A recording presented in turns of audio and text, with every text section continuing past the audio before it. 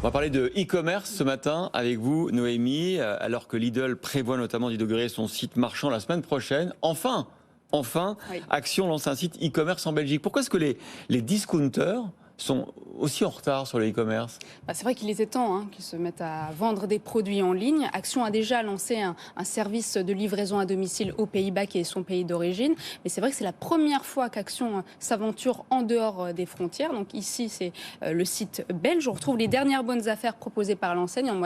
En moyenne, c'est 150 références qui sont renouvelées tous les mardis. Alors j'ai fait un tour. On retrouve par exemple une table de bière pong à 50 €, une table de balcon à 30 €, encore un service de vaisselle en céramique à 40 €. Alors, il n'y a pas de bon plan en dessous d'une vingtaine d'euros. Ce sont essentiellement des produits volumineux qui ne sont pas référencés en magasin.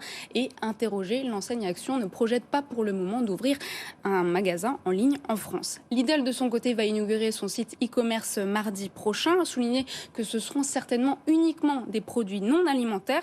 Les frais de livraison pourraient être à 4,99 €, voire plus si ce sont des produits très encombrants. Ce magasin en ligne, c'est vrai que de nombreux consommateurs l'attendaient. Il faut savoir que la France est le deuxième marché de Lidl après l'Allemagne. Il y aura également une application dédiée, comme le fait déjà Action. Bon, alors Lidl, Action, c'est quand même des géants. Ils communiquent aussi beaucoup via les réseaux sociaux avec leur communauté. Pourquoi est-ce qu'ils ont mis autant de temps à avoir un vrai site de e-commerce? C'est vrai que le e-commerce, ça reste leur talon d'Achille. Contrairement aux enseignes de grande distribution, la marge de manœuvre reste assez limitée.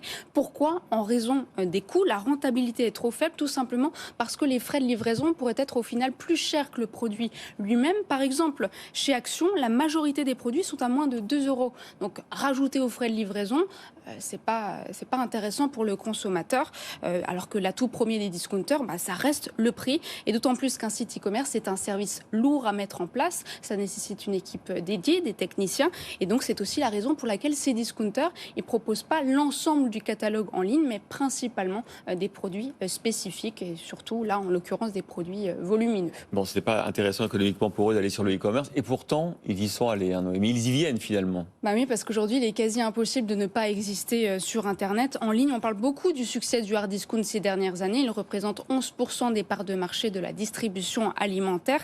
Mais c'est vrai que si demain, la France sort du contexte inflationniste, on ne sait pas si le hard discount pourra s'adapter, évoluer. Et c'est vrai qu'on ne sait pas, rien n'est moins sûr, car la réalité, c'est que le modèle aujourd'hui, il est obsolète, il n'est pas adapté aux nouveaux usages des consommateurs, pas assez hybride. C'est vrai que les consommateurs aujourd'hui, le consommateur actuel fait ses achats par le biais de différents canaux de distribution, en ligne, sur une application de livraison rapide, au drive ou encore en magasin. Donc passer à une activité en ligne permet de se rappeler aux clients, de mettre en avant des offres promotionnelles qui permettent aussi de faire venir le client en magasin pour proposer le reste de l'assortiment. Merci, Noémie.